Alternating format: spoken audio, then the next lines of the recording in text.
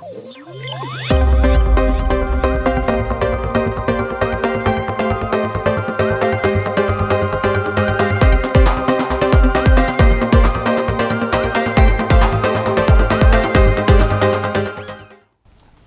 to KDRTV, and tonight we are on our program Emerging African Professionals in the Diaspora. And with me here, I have three young African professionals in the diaspora. To my right, Damaris Onchaba, who's an engineer. To my left, Dr. Marigi, who is a medical doctor, and Charlene Yangaresi, who is a financial analyst. Welcome to the program. Thank you. Thank you.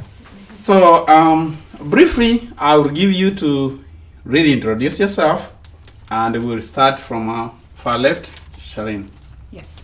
Charlene Yangaresi, and I'm a financial analyst. I have been in America for about 10 years. Thank you for having us in the show, and we hope we can share more to the African youths. I'm Dr. Eric Marigi. I'm a medical doctor, orthopedic surgery resident physician at the Mayo Clinic. I've been in the U.S. for about 17 years and came here when I was 8, and now I'm 25, so it's been some time. And I'm happy to share the insights on the medical field and also just general inspiration to the youth. Thank you. Next. And I'm Damaris Onchaba, a quality engineer at ProMed Molded Products.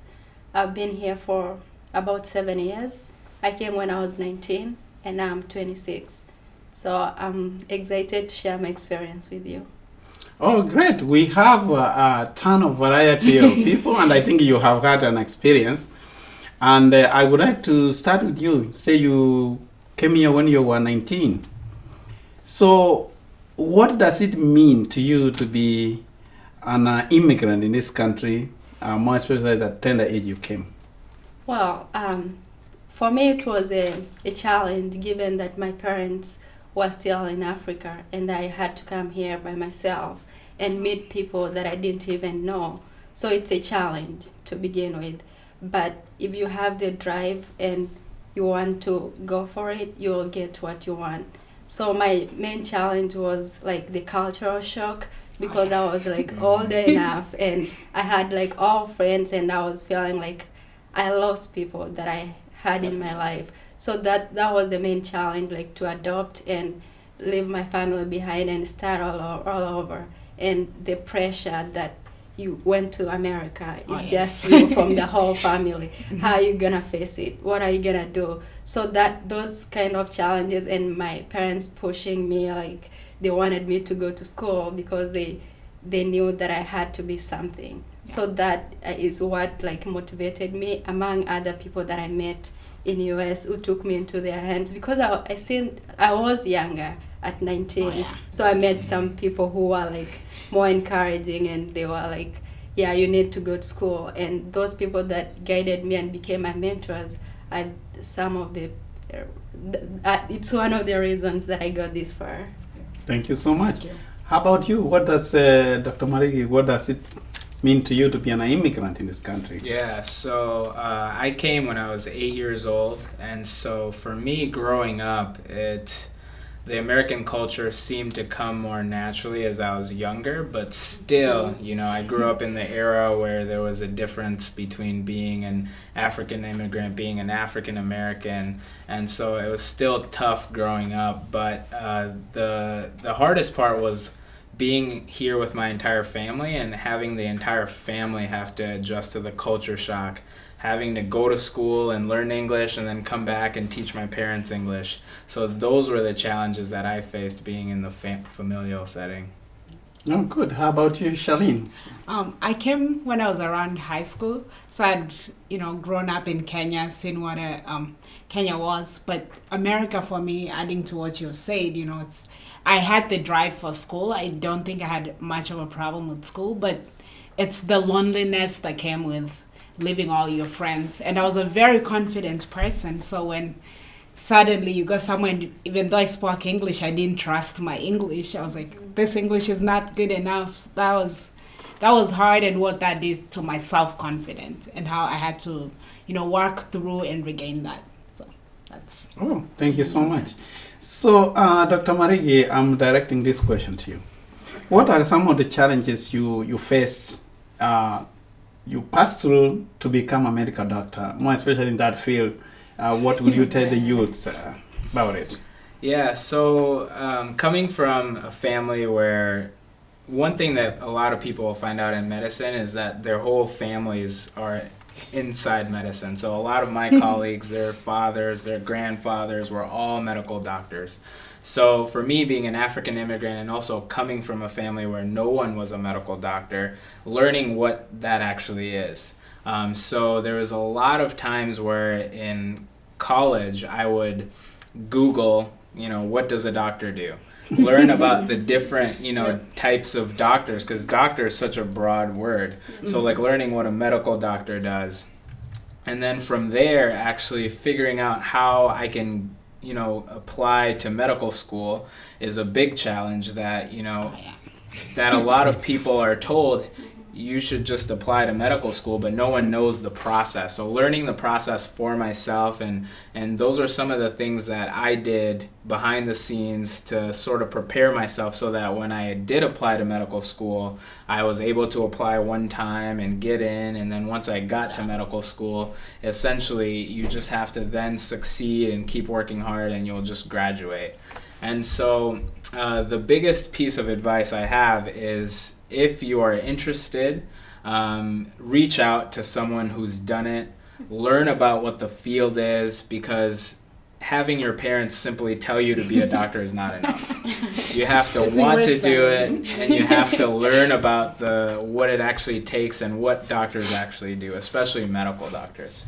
Oh, thank you so much. Charlene, you say you are a financial analyst. What does it mean, a financial analyst? Maybe some people may not understand. So I'll first piggyback to what Erica said. Going to finance, I remember taking my first finance class, and they were talking about Wall Street, and I was like, so is it a wall that goes down the street? But when you think about it, you're with people who, they started investing when they were 7th grade. They knew what investing is. And I was in finance class struggling. I didn't understand. Actually, in college, I didn't study finance. I studied accounting because I got discouraged in finance classes. I had no idea what's going on. I went ahead, pursued my degree in accounting, worked in one of the big 4 public accounting firms as a tax analyst. And then I realized what I truly cared for was finance, because with finance, finance is also very broad. So it's not just one thing, but finance, you help companies figure out, should they make an investment or not? Should they buy this piece of land and build? Will they make more money? But then there's also finance, where do we invest? And that's a big question that's missing in our communities about investing. So I went to finance because I knew I want to come back with this knowledge to be able to make sure people in our communities understand that Wall Street affects us, whether we're investing or not, and how can we get knowledgeable in that area. So. Just out of curiosity, what's Wall Street? I used to think it's this well down the line, but basically it's companies come together and they try to get funds from people. Then they invest in projects. So when they're making money, this is me trying to be very basic in explaining this. Yeah. And then they get that money, they invest in a project. Like, let's say they want to buy land here and build houses. They're like, how do we get money? Let's get people to basically give us their money. We'll build this, and then if we sell it and make more money, we'll give it back to them, or pay them in dividends. But when you see, that's how a lot of communities are built. When you think about money and as much as there's a lot of, if you saw the 2008 recession, so there's people are like, Wall Street, I'm afraid of it, but it's really built communities in this country, and it's something even in Africa we can learn. There's certain things we can learn from. What does finance do, and how does it affect our communities? So that's okay. Good. Now I come to you, Damaris. You talked about, you came here, you had pressure, there were expectations about your parents, and you had a challenge. Now we want to talk about parents. What can you advise parents that they don't do to their children when they are pursuing their careers?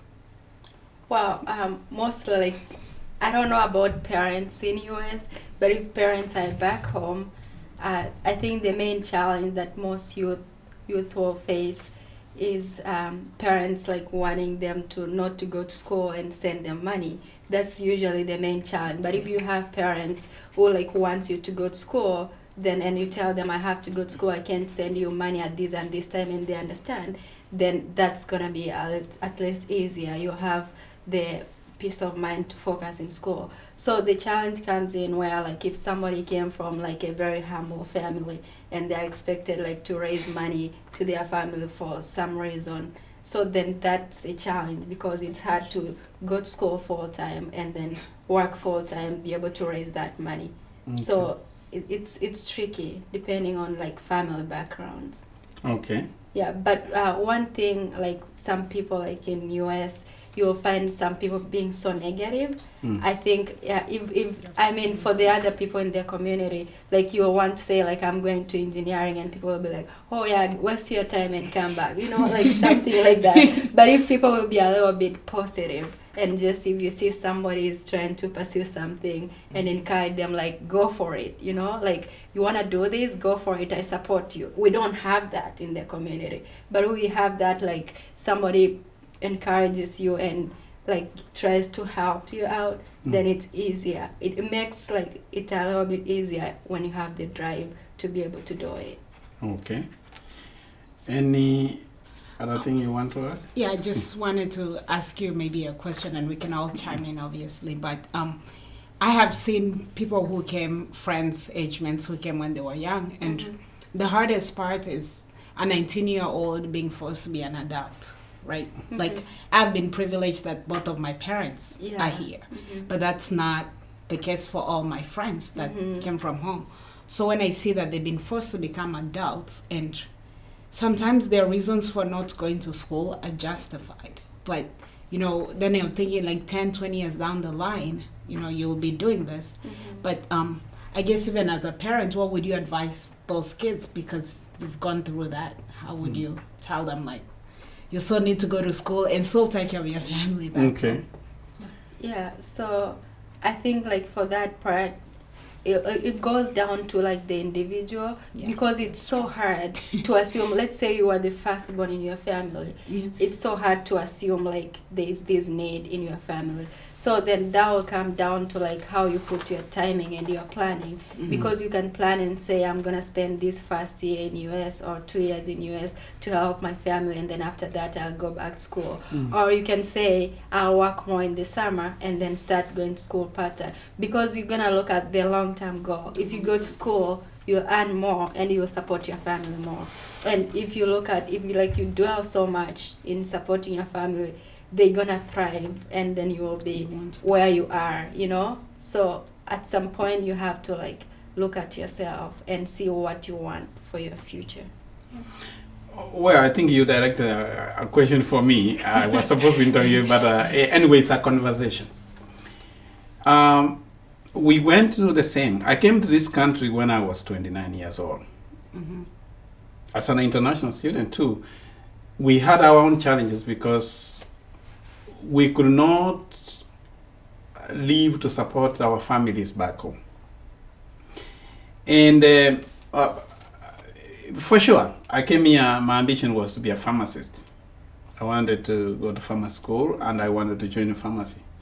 But I was told I cannot work, so I calculated that with the family, so I had to forego some things, because even if I was to go 8 years pharmacy, by that time my family could have, I mean, they were living in abject poverty, so I had to do some careers which would enable me to work.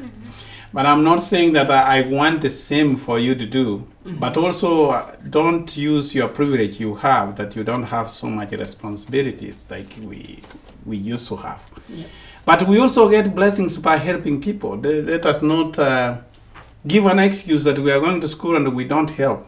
Because if you don't help a kid who is in high school now, even if you go to college and you finish, by the time you come, he's already spoiled, he's already maybe cannot go to school, is not repair. So we have to balance things. And that is one thing I would want youths also to learn from us, that we have to balance life. Yes. Definitely. So, Dr. Marigi, now I want to ask you a question about in our community, the diaspora youths. We have had many instances of depression, anxiety, mental health is becoming prevalent. What can we do to help this problem in the community? Yeah, that's a very important topic. One that, my mother has been a mental health nurse for 30 plus years. And so growing up, we've just experienced, we've been there when she's done these outreach projects. And the first thing is to create an awareness. It's my experience that in our communities, we're often late to understanding that depression and anxiety and things like that can actually be medical problems. These are things that, are actually very real and should be looked at on an individual basis. So the first thing I would say is understand that if you have people who suffer from depression and anxiety, that could be a very medical problem for them. And the second thing is that don't characterize everyone with depression and anxiety under the same umbrella. Everyone's different. And a lot of the times it's hard to figure out the difference between regular sadness, regular anxiousness that you have a test coming up, you're anxious. That doesn't mean you necessarily have a medical condition, but finding the people who actually suffer from, chronic or long-term depression and sadness and things like that. And so for me, when I talk to people, I think of, is this sadness or anxiousness affecting your life to the point that you can't do anything else? So that's one simple way to think about it. If you have someone having some feelings of sadness, but they're still able to go play with their friends, go, do things, carry on their life, then generally they're just generally sad, but it's not, they don't necessarily have a medical condition. So to just summarize the two things is just create the awareness. Mental health is very prevalent and very real. But two, don't over-characterize everyone with a medical condition when they're just going through phases of life, because everyone gets sad, everyone gets a little anxious, and sometimes that's normal and sometimes that's needed to grow. And so those are the two things. Yeah. Okay, anybody to comment about that? Never had that put that way, but yes, maybe Face the camera. Maybe we needed to grow. But something else I would say is with mental health, I think we've never focused on it in our community, and it's a lot of things have been happening. Like you said, we learn about it way later, and it's something like I'd say I never really cared for it until I lost somebody close to me. Right, and then I was like, wait, this is real. So when I've also now seen a lot of my friends open up or say like, hey, I'm struggling with this. So it's also a matter of like, how do we become mindful and check on people, because we get really busy in this country. So okay, you have something to talk about depression? I haven't experienced it that much, but I've heard about it. So not much. You don't have much to say. Now, there is a very hot topic also, which is among, this is something I have heard even your parents gossiping of this generation of you in the diaspora. You don't want to get married, you don't want to have a family. Is that true? I don't think that's true. Overgeneralized? I think that's overgeneralized. I think, what's happening now with our generation is we're exposed to a lot more people than you would have been. For example, if you're in the village and you don't have a big car, you're exposed to mainly the people in your village, and that's it. So those are the people you choose from. But when you come here, you're exposed to people in your surrounding area, people 3 schools away, with the internet, people multiple states away, and things like that. And so the process of finding someone that you'd be compatible with just takes more time. That's my yeah. For me, I'd say it's different though compared to your time, because these days, like, there are a lot of, like, it's a lot harder compared to like your time. And people used to get married at an earlier age, you know, like by 25, 26, you're already married for a lady. But these days, it's not the case. So sometimes, I think sometimes it's like how life goes, because you're like, sometimes you'll find that you're committed to somebody and then they are committed to some, you know, like some. Make sure the person you're committed to is committed to you. I know, and sometimes you actually don't know that. So you commit and then you come to realize like what's happened. Yeah, and then after that it will be harder for you to like commit to somebody else. So it's hard, like he said, it's hard to find Options somebody are too that, yeah, the options are too many, and it's hard to find somebody that you'll click and be very true to each other and stay compatible together. I'll take a financial take on this. Not because I'm a financial analyst, but I'm just saying, you know, we've gotten to a stage in life when you guys had us, it was, we'll get the kids, we'll get married, get the kids, we'll figure it out. You know, it's getting to that point now where all, especially for us women, it's like, I think when I get kids, I'm like, what would happen to my career? So I'm like, let me try to push my career as much as I can. So when I'm a manager, nobody can tell me like what to do, versus if I leave as an analyst, you know, and I go to another job, I'll have to start as an analyst. So there's a career implications, and weddings are expensive, kids are expensive, and sometimes you hear like, I mean, America is pushing you to get kids, but every day, everybody's like, I paid $400 a week for daycare. I'm like, so we become more calculative. You know, when the numbers come in and rational, sometimes it doesn't make sense. So, but there is a saying that in life you have to pay. It's either you pay upfront or you pay later. But they say when you pay upfront, you pay cheap. Later you pay with interest. So, if you wait to get children when you have developed a career, you know, the cost of a diaper would have gone up and other costs. Fair. So it's always fair to do it earlier, I think. So that you get kids, they grow, and then you have time. What do you think? I think it's a personal decision. I think it's a personal decision. True. Okay. I have certain countries I have to get to before, you know, okay, like to travel to before I decide the kids that I want to have. Okay. So yeah, that reminds us. We're gonna go off a break. Then we come back later for the next program. Yeah.